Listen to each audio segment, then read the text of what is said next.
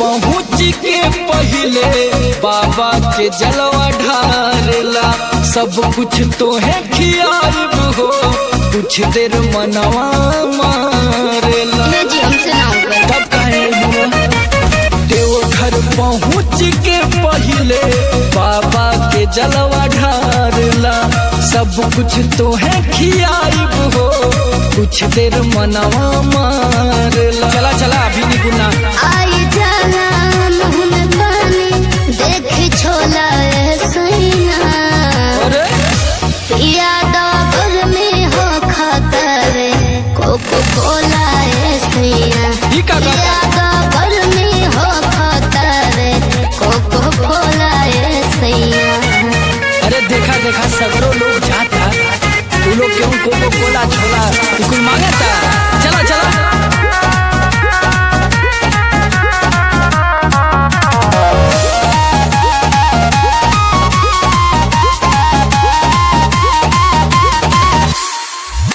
भूखे ले पिया